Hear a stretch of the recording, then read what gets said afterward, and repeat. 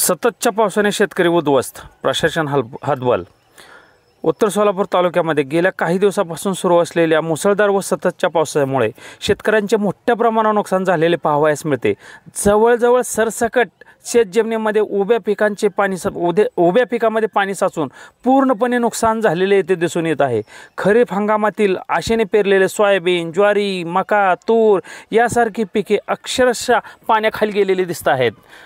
शेतकरी अक्षरशः उद्ध्वस्त झालेले आहेत। संकट इतकं मोठं आहे की शेतकऱ्यांच्या डोळ्यामध्ये हतबलतेचे अश्रू तर दिसून येत आहेत, पण प्रशासनासमोर ही मोठा पेच उभा राहिलेला आहे।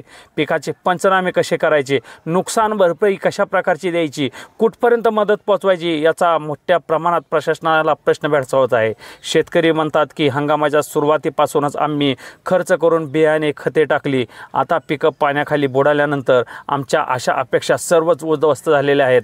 दरम्यान स्थानिक प्रशासन सतत पीक पाहणी करत आहे, मात्र प्रचंड प्रमाणात झालेले नुकसान पाहता तात्काळ व ठोस मदतीशिवाय शेतकऱ्यांचे दुःख दूर होणार नाहीये हे मात्र वास्तव आहे। आता सर्वांचे लक्ष राज्य सरकार आणि केंद्र सरकारकडे लागलेले आहे। शेतकऱ्यांसाठी जाहीर होणाऱ्या नुकसान भरपाई योजनेची वाट सर्वजण पाहत आहेत। शेतकरी संकटात, प्रशासन हतबल, ही वेळ तात्काळ मदतीची आहे। प्रत्यक्षात शेतकऱ्यांच्या तोंडून त्यांच्या व्यथा जाणून घेऊया। शेतकरी असून मध्ये झालेल्या अतिवृष्टीमुळे भरपूर प्रकारचं नुकसान आमचं झालेलं आहे।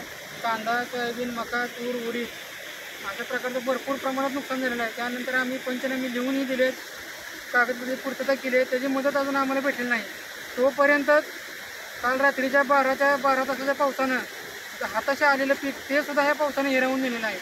आणि आता तुम्ही बघताय की ह्या प्रकारे इकडे पूर्ण पाणी भरलेलं आहे। एवढे शेतकरी आपल्यापासून उभारलेत की सरकारकडे मागणी करतायत की मागील पंचनामेचे पैसे आम्हाला आमच्या शेतकऱ्याच्या खात्यात पडावे, त्यामुळे पुढचं आमचं काहीतरी उदरनिर्वाह होईल आणि पीक जे आहे ते बघता तुम्ही सोय। लोकविकास न्यूज, लढा जनहक्काचा रिपोर्टर विशाल ताटे।